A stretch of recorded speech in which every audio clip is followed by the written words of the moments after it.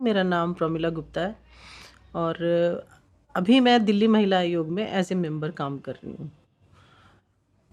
तो मेरी शादी को 30 साल हो गए हैं और मैं 30 साल से तिमारपुर में ही रह रही हूँ अपने हस्बैंड के साथ में। मेरे मेरे पास में मेरे 2 बेटे हैं, 1 बेटी है। बड़े बेटे की शादी हो गई है, एक पोता है, बहू है घर के अंदर। तो हम लोग एक जैसे एक नॉर्मल परिवार होता है उसी तरह से हम लोग हैं, तिमारपुर में ही रहते हैं। मैं एक हाउसवाइफ ही थी शुरू से ही, शादी हुई थी जैसे। तो यहाँ पे आने के बाद अपने हस्बैंड के साथ आराम से रह रहे थे। इस बीच में क्या हुआ, एक दिन मेड लगी हुई थी तो मेड आके बोली कि भाभी जी राशन लेने के लिए जाती हूँ तो राशन वाला बहुत परेशान करता है, राशन देता नहीं है हमें। जैसे हमें 20 किलो मिलता है तो 15 किलो देता है, कभी आटा देता है कि गेहूँ नहीं है आटा लेके जाओ, आटे की पिसाई ले लेता है हमसे। इस तरह से परेशान करता है वो हम लोगों को। तो मैंने कहा भाई ठीक है, करता होगा, 1-2 जनों को करता होगा, कैसे भी करता है। तो फिर मैं एक दिन देखा आसपास में काफ़ी लोग परेशान थे। एक दिन मैं राशन वाले की दुकान पे गई, तो वहाँ पे जाके देखा तो राशन वाला हर एक से ही बहुत मिसबिहेव कर रहा था, किसी को राशन दे रहा था, किसी को नहीं दे रहा था। तो इस तरह से कर रहा था। तो मैंने राशन वाले को भी बोला, मैंने कहा इस तरह से मत करो, ये ठीक नहीं है। तो उसने मेरे को भी पलट के कि भई आप कौन हो? आप कैसे बोल रहे हो? और मतलब मेरे से भी उसने बदतमीज़ी करने की कोशिश की। तो मैंने 100 नंबर पे फ़ोन किया, पुलिस बुला ली और डिपार्टमेंट में फ़ोन किया कि यहाँ पे बहुत गलत तरीके से राशन दिया जा रहा है, सब लोगों को राशन नहीं मिल रहा है। तो उसके ऊपर इंक्वायरी बैठ गई राशन वाले के पास और फिर उसके बाद वो राशन वाला उन सबको ढंग से राशन देने लग गया। तो ये चीज़ होने के बाद ना काफ़ी लोग आने लगे हेल्प के लिए भी कि भई हाँ, इन्होंने हमारी हेल्प की है, राशन दिलवाया हमें।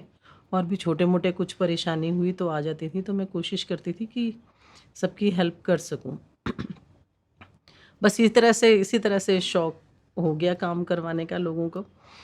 फिर उसके बाद अन्ना आंदोलन शुरू हुआ, तो वो आईएससी बनी, इंडिया अगेंस्ट करप्शन का हुआ शुरू। तो बड़े वाला बेटा है उसको शौक लगा, उसको अन्ना जी की बातें अच्छी लगी, अरविंद जी की बातें अच्छी लगीं, तो वो उस मूवमेंट से जुड़ गया। उस टाइम पे काफ़ी ज़्यादा उसका बोल भी चला था, काफ़ी लोग इंस्पायर हुए थे बातों से अरविंद जी की। तो इसके साथ मैं 1-2 बारी, कई बारी, कभी राजघाट चली गई, कभी रामलीला ग्राउंड चली गई। ये तो पूरा इनटू हो गया बेटा तो बड़े वाला कि नहीं मेरे को तो जाना ही है। मेरे को तो देखना है, बहुत अच्छा सा काम कर रहे हैं। और करप्शन के अगेंस्ट तो जैसे यंग ब्लड होता है ना, तो उसको शौक भी होता है। तो उसने जाना शुरू किया, उसके साथ मैं गई तो उससे बहुत मोटिवेशन मिला। बस इसी तरह से हम लोग उस मूवमेंट में जुड़ गए। और फिर ये हुआ कि आप राशन के लिए लड़ रहे हो, आप आरटीआई के लिए लड़ रहे हो, लेकिन बिना किसी उसके ना लड़ना बड़ा मुश्किल हो जाता है किसी से भी। अच्छा, अपोज़िट पार्टियाँ थी, वो भी कहने लगी कि भई पार्टी बना लो अगर तुम्हें कुछ करना ही है तो। तो अरविंद जी ने जैसे पूछा भी कि भई क्या हमें पार्टी बनानी चाहिए? तो बहुत पॉज़िटिव रिस्पॉन्स मिला कि हाँ, पार्टी बननी चाहिए। तो वो पार्टी बन गई, फिर पार्टी में जुड़ गए, फिर लोगों को जोड़ना शुरू किया। फिर तो वो पार्टी के तरीके से ही चलने लगे, लोगों को जोड़ना शुरू किया। बिजली आंदोलन हुआ, रात को 12-12, 1-1 बजे तक हम लोग पर्चे बाँटते थे, बिजली के बिल इकट्ठे करते थे, लोगों से मिलते थे, उनको बताते थे। तो इस तरीके से हम लोग लग गए। तो यही जर्नी शुरू हुई, फिर पार्टी के साथ जुड़ गए, पार्टी में काम मिलता गया, करते गए इसी तरीके से। तो मतलब जो उनकी आइडियोलॉजी थी ना वो बहुत अच्छी लगी। जो भी उनका अरविंद जी का जो तरीका था पार्टी बना के काम करने का, वो बहुत अच्छा लगा और लोगों को भी बहुत पसंद आ रही थी चीज़ें। तो इस तरह से वार्ड लेवल पे पहले मेरे को वार्ड अध्यक्ष बनाया, फिर विधानसभा अध्यक्ष बनाया, इस तरह से आगे बढ़ते-बढ़ते ऑब्ज़र्वर बनाया, जिला अध्यक्ष बनाया और फिर उसके बाद महिला विंग बनी थी सबसे पहले। तो उसमें 7-8 महिलाएँ थीं, तो उसमें मेरे को महिला विंग में लिया। अरविंद जी ने ही किया था उसमें भी अनाउंस सबका नाम। तो महिला विंग में मैं बनी, उसमें काम किया, महिलाओं के साथ काफ़ी काम किया। और उसके बाद जब दिल्ली महिला आयोग में बात हुई कि भई महिला आयोग में यहाँ पे भी बनाने हैं मेंबर, तो 2015 में पहले वाला जो बना था दिल्ली महिला आयोग की जो टीम बनी थी उसमें 3 मेंबर थे, तो उसमें से एक मैं थी जनरल सीट से। तो तब से ही दूसरा टेन्योर आया, तीसरा टेन्योर आया, अब तीसरा टेन्योर चल रहा है और मैं काम कर रही हूँ वहीं पे दिल्ली महिला आयोग में ही। तो ये है कि महिला आयोग में काम करने से बहुत एक्सपोज़र मिला, लोगों से मिलने का भी हुआ और कुछ काम करवाने भी आसान हो गए। काफ़ी आसान हो गए काम करवाने लोगों के। तो वो अच्छा लगने लगा और भी अच्छा लगने लगा कि हाँ, हमारे हाथ में कुछ पावर है और हम लोग कुछ काम कर पा रहे हैं लोगों के लिए। तो यही जर्नी है, अभी दिल्ली महिला आयोग में हूँ मैं और वहाँ पे काम कर रही हूँ। हमारी न्यूक्लियर फैमिली थी, मम्मी-पापा, 3 बहनें हैं हम और 1 भाई है, भाई सबसे छोटा है हमारा। तो सेकंड नंबर पे मैं थी। तो भैया छोटा था, काफ़ी छोटा था भाई। तो पापा की गवर्नमेंट जॉब थी, वो डेसू में थे, उस टाइम डेसू चलता था, जैसे अभी एनडीपीएल वगैरह हैं सब प्राइवेट हो गई हैं, तो तब तो वो सरकारी थी। तो पापा डेसू में काम करते थे और हम लोग अपना बस रहते थे ऐसे ही। लेकिन पापा को शुरू से ही सबकी हेल्प करना अच्छा लगता था। बस वो चीज़ उनकी बहुत अच्छी थी कि कोई भी परेशान है, कुछ भी है, उसकी हेल्प करनी है। तो उसकी हेल्प हर तरीके से करते थे। तो एक बच्चा था, करोल बाग गए थे किसी काम से, एक बच्चा मिल गया वहाँ पे उनको। अब वो रो रहा था, पूछा इधर-उधर किसका बच्चा है, किसका बच्चा है, किसी ने नहीं बोला कि हमारा है। उसको घर ले आए, पुलिस स्टेशन में रिपोर्ट लिखवा के आए कि भई किसी को पता चले कि भई हाँ, हमारा बच्चा मिसिंग है तो हमारे पास है, आप कभी भी ले जाना आके। कोई लेने नहीं आया, वो एक्चुअली बिहार का बच्चा था, कोई नौकर के तौर पे किसी कोठी में दे के गया था उसको, उसका चाचा रखवा के गया था। तो उन्होंने मार-पीट के उसको बच्चे को रात को निकाल दिया था कि भई तू काम नहीं कर पाता। छोटा-सा 8-9 साल का बच्चा कितना ही काम करेगा घर के अंदर। तो पापा ने उसको अपने पास रख लिया था। बस फिर वो हमारे पास ही है अभी भी, भैया के पास है। अब तो वो बड़ा हो गया, उसकी शादी हो गई, उसके 2 बच्चे हैं। तो इस तरीके की चीज़ें देख के ना बहुत मोटिवेशन मिलता है कि भई हाँ, वो अभी तक भी है, भाई के पास ही रह रहा है और उसके फैमिली चल रही है भाई के थ्रू। उसके लिए पैसा भी इकट्ठा करके गए कि भई इसका अकाउंट खुलवा रखा है मैंने, इसके इतने पैसे हैं, ये इसको दे देना। लड़की भी हमने ढूँढी उसके लिए। हम लोग गए भी बारात लेके उसकी नरेला की तरफ उसकी ससुराल है। तो बहुत अच्छा लगा उसकी शादी में भी जाके। तो इस तरीके की चीज़ें हैं। भैया का अपना बिज़नेस है, छोटा भाई है जो, और दोनों बहनें भी दिल्ली में ही हैं। सब आस-पास ही हैं, कोई दूर नहीं है, कभी भी मिलना है, बैठना है, तो सब साथ में रहते हैं। बस भैया से ज़्यादा टच है मेरा, उसके साथ में ज़्यादा लगाव है, तो वो तो बिल्कुल फैमिली है। स्कूल हम रोशनारा रोड रहते थे, तो रोशनारा रोड में ही स्कूल था गर्ल्स का, उसी में ही पढ़े। फिर उसके बाद कॉलेज की बारी आई तो मम्मी बहुत बीमार रहती थीं, तो यही हुआ कि भई रेगुलर कॉलेज तो आप लोग जा नहीं सकते हो, तो एसओएल से जो वो कॉरेस्पॉन्डेंस कोर्स होता है, उसके थ्रू ग्रेजुएशन की। उसके बाद एमए करने की कोशिश की थी गाज़ियाबाद से, तो फिर वो बहन की शादी-वादी आ गई बड़ी वाली की, एग्ज़ाम नहीं दे पाए, वो छूट गई उसी तरीके से। तो ग्रेजुएशन की बस यही पढ़ाई की है। लेकिन ये है कि ठीक है, सब बढ़िया है। असल में क्या है कि भैया छोटा होने की वजह से ना तो बाहर बहुत निकलना पड़ता था मुझे, हर काम के लिए यही होता था। बड़ी वाली बहन है वो घर का काम कर लेती थी और मम्मी बीमार जैसे मैं बता ही रही हूँ कि रहती थी, तो बाज़ार का जितना भी काम करना है, सब बाहर निकलना है, बाहर जाना आना है, वो मैं ही करती थी। तो काफ़ी लोग मिलते हैं, हर तरीके के मिलते हैं। एक बारी मैं और बड़ी वाली सिस्टर कॉलेज से आ रहे थे, तो किसी ने बड़ी वाली बहन को छेड़ दिया था, तो उसको फिर पीटा बहुत अच्छे से, वहीं पे ही। हम तो 2 मार के निकल लिए और जो पीछे लोग थे वो अच्छे से उसको पीटते रहे। तो वहाँ पे भी सब हँसते थे कि भई क्या किया तुमने उसका, क्या किया तुमने उसका? हमने कहा भई गलत करेगा तो फिर सुनेगा भी और मार भी खाएगा। तो बड़ा अच्छा लगा था, अभी भी कई बारी याद आता है ना तो करता है कभी-कभी कि फिर किसी की धुनाई की जाए अच्छी वाली।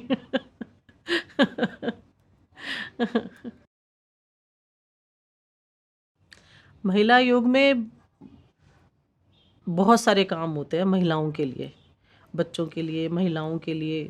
जैसे डोमेस्टिक वायलेंस के केसेस आते हैं वहाँ पे, तो हस्बैंड वाइफ को बुला के उनकी काउंसलिंग करके, उनको समझा के उनका घर बसाना बहुत अच्छा लगता है। बहुतों के घर बस जाते हैं।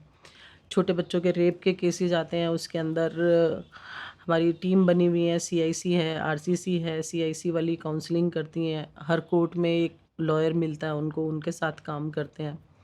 181 है, एक हेल्पलाइन है जो 24/7 काम करती है। किसी की भी कॉल आती है 181 पे, हमारी हेल्पलाइन जाती है। काउंसलर होती हैं उसमें और वो उनके साथ जाके खड़ी होती हैं। पुलिस में जाना है, थाने में जाना है, तो जो एक महिला को सपोर्ट लगती है ना कि भई हाँ, मैं अकेली कैसे जाऊँगी पुलिस स्टेशन में, मेरी कोई हेल्प करेगा या नहीं करेगा, तो 181 जो हेल्पलाइन है वो वहाँ पे काम करती है।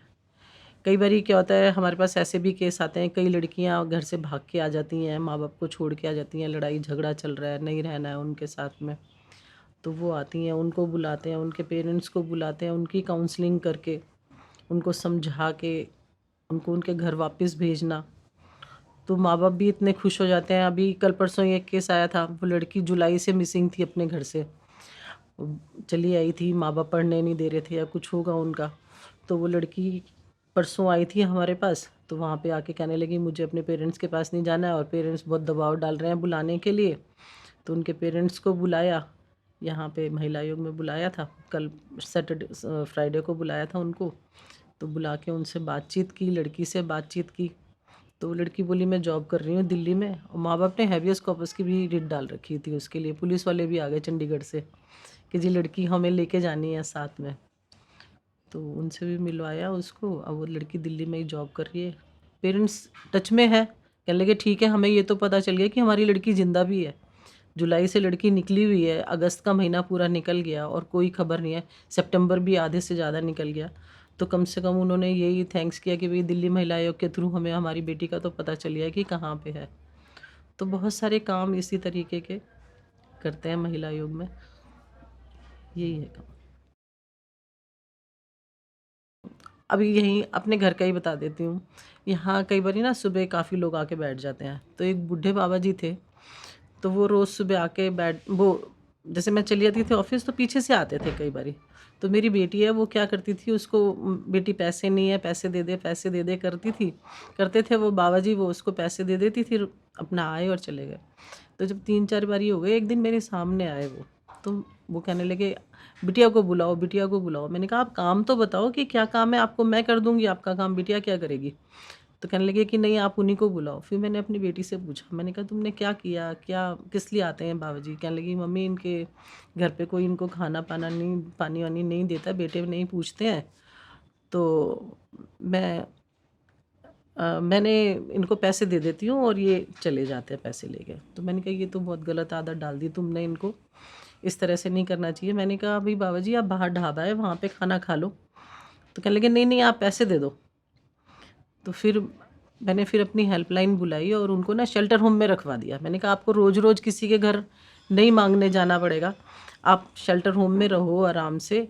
और वो फिर अब उन्होंने वहाँ से फिर फ़ोटो भेजी अपनी, कि सर्दियों का टाइम था जिस टाइम वो आ रहे थे, तो सर्दियों अपने आराम से शेल्टर होम के बाहर धूप सेक रहे हैं, और बोले कि अब अच्छा हो गया, मुझे घर भी मतलब घर ही मिल गया एक तरीके से रहने के लिए, घर भी मिल गया, खाना पीना रहना सब आराम से मिल रहा है, तो अब मेरा टाइम अच्छा कट जाएगा। तो ये बड़ा अच्छा लगा कि भाई हाँ उनको एक अच्छा सा घर मिल गया। और एक केस आया था ऐसे ही, हम हमारे पास ना ट्रांसजेंडर सेल भी है। तो एक लड़की थी, उसकी शादी हुई किसी लड़के से, तो वो उस लड़की के मन में ना ये बैठ गया कि मेरा हस्बैंड ट्रांसजेंडर है।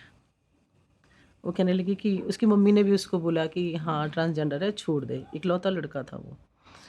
तो फिर मैंने उसको बोला, मैंने कहा तुम्हें क्या पता ट्रांसजेंडर है। कह रही नहीं मेरे को पता है, मैं चेकअप कराने लेके जाती हूँ, ये जाते नहीं है वहाँ पे टेस्ट कराने के लिए, भाग आते हैं वहाँ से।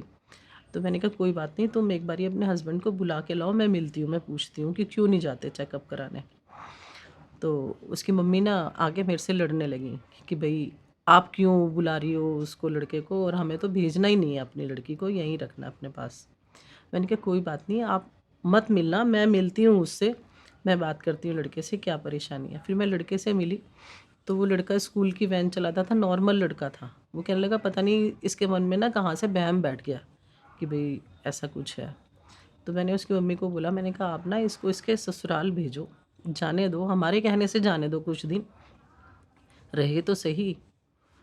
तो उन्होंने बहुत चिल्लाई कि नहीं भेजूंगी नहीं भेजूंगी। मैंने कहा नहीं आप भेजो इसको। वो लड़की मान गई, लड़की को समझाया बहुत कि जाके देख। अब उस लड़की के बच्चा भी है और वो वहीं पे ही रह रही है आराम से। तो ये केस तो ऐसे लगा कि भाई कहाँ तो बिल्कुल ही घर खराब हो गया उसका लड़की का, कि भाई हस्बैंड ट्रांसजेंडर है, नहीं रहना मुझे। तो ऐसे ऐसे भी केस आते हैं हमारे पास वहाँ पे DCW में। तो बहुत अच्छा लगता है करने में कि भाई हाँ एक लड़की थी, उसकी ससुराल वालों ने उसको अलवर बंद कर रखा था घर में। उसका फ़ोन आया, पता नहीं कहाँ से नंबर मिल गया उसको मेरा, तो तुरंत से हमने यहाँ से अपनी हेल्पलाइन भेजी, तो वहाँ पे लड़की को बांध के रखा हुआ था। फिर उसको वहाँ से छुड़ा के लेके आए लड़की को। फिर उसके पेरेंट्स को सौंपा कि भाई ये आपकी बेटी है, इसको रखो। तो हर स्टेट में हर जगह पे जाके डीसीडब्ल्यू काम कर पाता है ना, तो उससे बहुत अच्छा लगता है कि भाई हाँ, सब तरीके से काम कर पा रहे हैं हम लोग। नहीं, उसमें टेम्परेरी इलाज नहीं चाहिए ना हमें। भाई अब जैसे वो बुजुर्ग आए हमारे पास, हम उनको रोज रोज पैसे तो नहीं दे सकते थे, 2 बारी देंगे, 4 बारी देंगे। किसी के पास भी जाएंगे तो 2 बारी दे देगा, 4 बारी दे देगा। तो जैसे मेरे ही मन में आया कि अरे ये तो बाबा जी रोज आ जाते हैं पैसे लेने के लिए, तो कम से कम उसको एक घर मिल गया, तो उसको ये तो हो गया कि हाँ, मेरा परमानेंट सोल्यूशन हो गया। मेरे को अब कहीं जाना आना नहीं है, मेरे को अपना घर मिल गया, मेरे को अपना आराम से मैं रह रहा हूँ, खाना पीना मिल रहा है। तो ऐसा होना चाहिए कि कम से कम परमानेंट तो सोल्यूशन निकले चीज़ का, हम टेम्परेरी काम नहीं करें। अब वो लड़की का जिसका घर खराब हो रहा था ट्रांसजेंडर, उसमें तो कम से कम अपने घर जाके तो रह रही है, वो आराम से अपनी फैमिली के साथ रह रही है। तो ये नहीं है कि हाँ अभी आया चलो भाई एक बारी काम हो गया उसके बाद छोड़ दो उसको। उसका सोल्यूशन पूरा होना चाहिए, उसको प्रॉपर रिलीफ मिलनी चाहिए जो वो चाहता है। ये रहता है दिमाग के अंदर। और डीसीडब्ल्यू में मैं मशहूर हूँ कि कहीं पे भी फैमिली ख़राब हो रही हो ना, तो फिर प्रमले जी के पास केस भेज दो, वो काउंसलिंग करके घर बसा देंगी। हर एक आदमी का ये रहता है ऑफिस में कि हाँ उनके पास भेज दो। हमारे यहाँ पे ना झुग्गी बस्तियाँ काफ़ी हैं, तो हर झुग्गी में घर में ना टॉयलेट नहीं है। तो जैसे सुलभ शौचालय होते हैं उस टाइप से शौचालय बने हुए हैं हर एरिया में, झुग्गी एरिया में 2-2 3-3। तो हमारे घर के पास में ही एक शौचालय बना हुआ है, तो लेडीज़ का अलग है, जेंट्स का अलग है। तो एक दिन शाम को काफ़ी सारी लेडीज़ आई मेरे पास, कहने लगी आप चल के देखो, वहाँ पे शराब बिकती है और लोग बाग शाम को बैठ के लेडीज़ टॉयलेट के बाहर शराब पीते हैं बैठ के। तो एक दिन अचानक से हम घूमने गए थे, मैं और मेरे हस्बैंड वॉक कर रहे थे, तो मैंने कहा चलो हम उधर से चलते हैं, आज देखते हुए चलते हैं ऐसे रैंडम कि क्या हो रहा है। वहाँ पे गए तो सच में ही वो टेबल लगा रखी है और 3-4 आदमी बैठ के अपने शराब के गिलास रखे हुए थे उन्होंने, और वो शराब पी रहे थे वहाँ पे। मैंने उनसे बोला, मैंने कहा ये क्या हो रहा है? कुछ नहीं कुछ नहीं कुछ नहीं, एकदम से उन्होंने गिलास हटा लिया। फिर मैंने तुरंत से 100 नंबर पे फ़ोन किया, मैंने कहा यहाँ पे लेडीज़ टॉयलेट बना हुआ है, कल को कुछ भी हो जाएगा तो आप क्या करोगे? तो वो पुलिस वाले उसको पकड़ के ले गए। अब ले तो गए, अब सब लोग बोलने लगे कि भई आपने उसको पकड़वा दिया और वो तो बहुत बड़ा गुंडा है और 1 मिनट में चक्कू छुरीबाजी करता है। उसको पकड़वा दिया, अब आपको भी रिस्क हो गया, आप नहीं करो ऐसा काम। मैंने कहा अब तो पकड़वा दिया और क्या फ़र्क पड़ेगा? जान ही तो ले लेगा, कम से कम पता तो चलेगा कि हाँ किस रीज़न से मरी है, किससे नहीं मरी है। और एक बार ही मरना है, मर जाएँगे, जो होगा देखी जाएगी। लेकिन इस तरह से तो नहीं छोड़ सकते ना। तो वो बहुत अच्छा रहा, उसके बाद बिकी नहीं वहाँ पे शराब। तो कम से कम वो लेडीज़ को ये रिलीफ़ है कि हाँ जी, आपने कम से कम आगे बढ़ के बोला तो। नहीं तो कोई, मैंने कहा आप कंप्लेंट दो मेरे पास, मैं करवाती हूँ। कंप्लेंट में कोई नाम लिख के राज़ी नहीं था उसमें कि भई हम अपना नाम नहीं देंगे क्योंकि हमें भी डर है कि कुछ कर ना दे। तो वो चीज़ करने से अब अब कुछ डर नहीं लगता। कोई भी है, सबको पता है कि हाँ, वो नहीं मानेंगी, अगर उनको पता चलेगा तो वो करेंगी एक्शन उसके ऊपर। तो ये चीज़ का फ़र्क पड़ता है उस चीज़ से। अभी जैसे हम यहाँ पे घूमते हैं ना, तो बस्ती में ही हम घूम रहे थे, तो एक लेडीज़ थी, वो अपने घर लेके गई, उसका हस्बैंड बिल्कुल बेड रिडन था। तो वो बोली कि कितने लोग आते हैं यहाँ पे, आप भी आई हो देखने के लिए, देखो मेरा हस्बैंड बिल्कुल बेड पे है, कोई इलाज करवाने वाला नहीं है, सब आके देख के चले जाते हैं। तो उस लेडी को फिर मैंने बोला, मैंने कहा आप रुक जाओ, मैं करवाती हूँ इलाज। तो उसको फिर हॉस्पिटल भिजवाया यहाँ से, उसका इलाज कराया, तो वो खुश है। तो कम से कम एरिया में निकलते हैं हम और 4 तरह की चीज़ दिखती है, अगर हमें ये दिखता है कि भई हाँ, इसको ये परेशानी है। वो लेडी इतनी खुश हो गई, बोली ना मेरी पेंशन बंधवाने मैं जा पाती हूँ, ना मैं कहीं जा पाती हूँ क्योंकि हस्बैंड बेड के ऊपर है, तो सारा दिन 24 घंटे तो मेरे को यहीं रहना। वो इतना लिटरली रो रही थी ना कि भई आप भी आई हो, आप भी देख लो, क्या करके जाओगी? सब नेता ही होते हैं, सब चक्कर मार के चले जाते हैं, कोई कुछ करवाता नहीं है। तो उसका इलाज करवाया, प्रॉपर तो नहीं ठीक हो पाया, लेकिन ये है कि वो बैठने उठने लायक तो हो गया, कम से कम अपने शरीर से उठ बैठ के अपना ही काम कर ले आदमी, उतना ही बहुत होता है। तो उसका इलाज करवाया और वो ठीक है, हस्बैंड वाइफ रह रहे हैं अब। ऐसे ही एक व्हीलचेयर पे आए थे बुज़ुर्ग, बहुत बुज़ुर्ग थे, उनकी पेंशन नहीं लग रही थी। उसकी वाइफ बहुत परेशान थी कि इनकी पेंशन नहीं लग रही है, क्योंकि वो विकलांग था, विकलांग का सर्टिफिकेट नहीं बन पा रहा था। तो उनका सर्टिफिकेट बनवाया, फिर विकलांग का उनकी पेंशन लगवाई। तो इन लोगों को जैसे क्लस्टर एरिया है, तो इन लोगों को तो 2-2 पैसे की भी मदद बहुत होती है। तो 2 ढाई हज़ार रुपए पेंशन आने लग जाए किसी के घर में, तो उससे बहुत फ़र्क पड़ जाता है।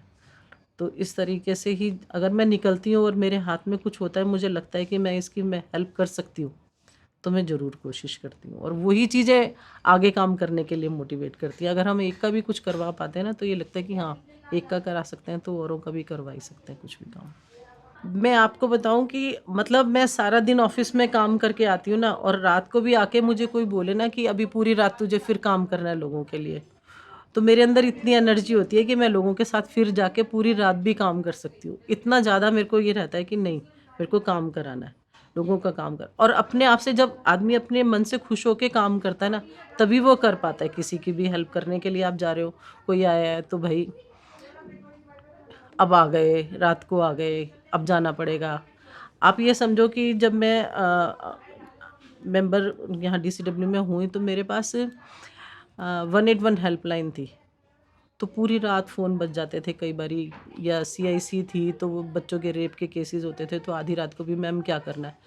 तो आप विश्वास मानो, मैंने कभी अपना फ़ोन स्विच ऑफ नहीं किया कि नहीं, किसी भी टाइम ज़रूरत पड़ सकती है, और हमेशा सबकी सुनी और काम किया। तो एक वो मोटिवेशन ही है अंदर से, भगवान की कृपा कह लें या क्या कह लें, कि अपने आप में ही इच्छा होती है कि 24 घंटे भी अगर आप काम करवाना चाहो लोगों के लिए, तो वो करने के लिए हमेशा तैयार रहती हूँ। नहीं, बस मैं यही कहना चाहूँगी कि जो लोग लोगों की हेल्प करना चाहते हैं, आगे आके, उनको हेल्प करनी चाहिए। बहुत लोग हैं जिनको ज़रूरत है, लोगों की हेल्प की भी ज़रूरत है और क्लीन पॉलिटिक्स की भी ज़रूरत है। अगर क्लीन पॉलिटिक्स नहीं होगी तो कोई किसी की हेल्प नहीं करेगा। हर आदमी आज के टाइम में अपना घर भरने में लगा हुआ है। हर एक को ये है कि बस मैं हूँ, मैं हूँ, मैं हूँ। तो कोई भी सबके लिए नहीं सोचता है। तो सबके लिए सोचने के लिए आगे आने की बहुत ज़रूरत है। अगर हम लोग ही हाथ से हाथ मिला के आगे बढ़ेंगे, तभी कुछ हो पाएगा, तभी क्लीन पॉलिटिक्स हो पाएगी, तभी लोगों का भला हो पाएगा। मैं तो बस यही कहूँगी कि जो भी लोग किसी भी तरीके से किसी की हेल्प करना चाहते हैं, उनको ज़रूर आगे आना चाहिए और हाथ बढ़ाना चाहिए ज़रूर।